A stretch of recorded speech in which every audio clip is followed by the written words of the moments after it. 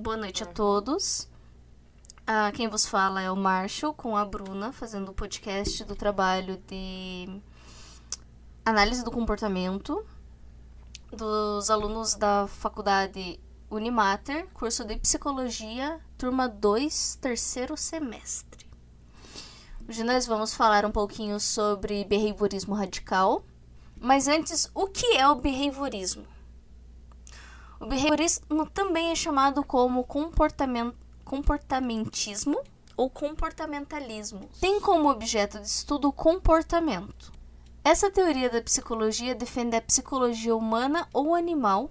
Essa teoria psicológica defende que a psicologia humana ou animal pode ser objetivamente estudada por meio de observação de suas ações, ou seja, observando o comportamento. A diferença entre a psicanálise e o behaviorismo é que a psicanálise investiga conflitos psíquicos resultantes de sonhos, lembranças reprimidas e delírios. Freud acredita que a mente é responsável por decisões conscientes e inconscientes que ela toma com base nos impulsos psíquicos.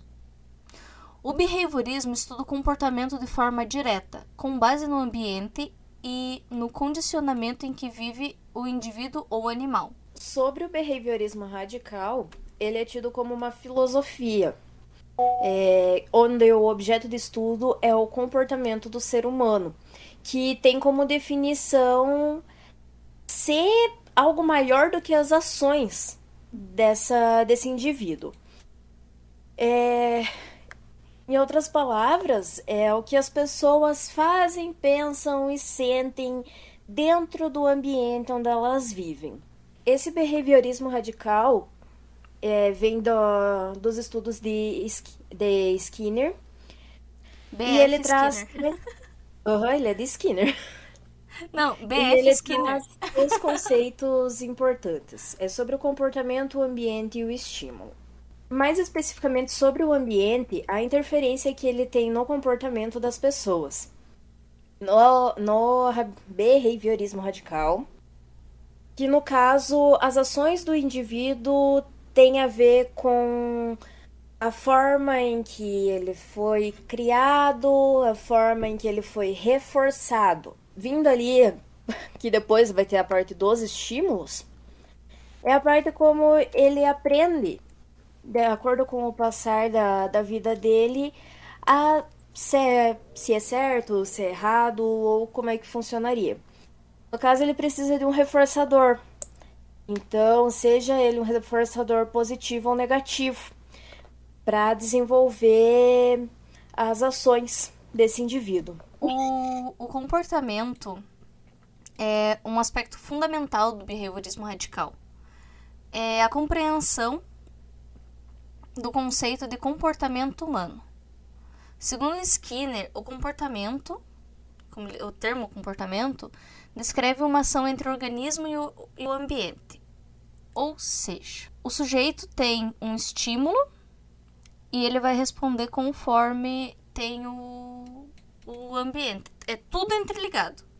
O comportamento dele vai resultar conforme o estímulo e o ambiente no momento que ele recebe ali a experiência que ele vive, no caso. Exato.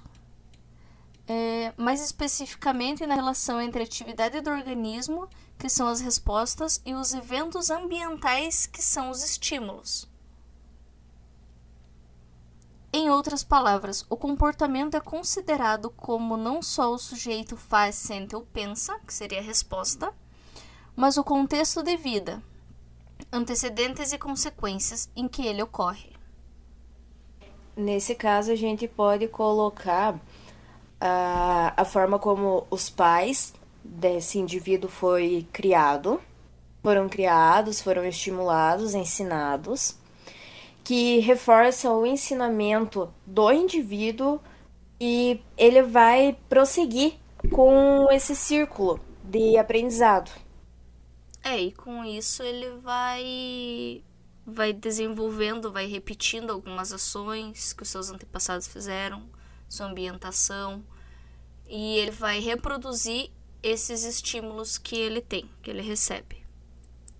por conta do reforçador que, de tanto presenciar determinadas situações, acaba associando a algo natural. Então, a partir disso, ele pode acabar reproduzindo, como pode desenvolver outra visão também para quebrar esse ciclo desse comportamento. Mas para isso acontecer, ele teria que ter uma ruptura muito grande Ou de no, repente, ou de no seu repente, ambiente. ou de repente, assim, ele pode, de acordo que nem um exemplo que eu posso pegar. Vamos para um bem polêmico. Violência doméstica. No livro que eu tava lendo, a personagem principal viu a mãe dela a vida inteira apanhar do pai dela. E ela criou uma aversão ao pai dela. Então, ela fez a ruptura com base na experiência da mãe dela. Para não ter o Ela mesmo ciclo. poderia, ela poderia ter aceito e viver isso com o marido dela, ou ela poderia barrar isso. E foi o que ela fez. Ela encerrou o relacionamento e automático quebrou esse ciclo vicioso. E voltando aos estímulos, nós também podemos considerá-los em duas categorias: os públicos e os privados. Sendo os eventos públicos aqueles que são acessíveis de forma independente por mais observadores, ou seja, na esfera pública, e enquanto os privados são da forma que afeta o organismo, ou seja, dentro de si mesmo, dentro da sua psique. No caso, dá para falar o público sendo o externo e o privado o interno do indivíduo. Também podemos considerar assim.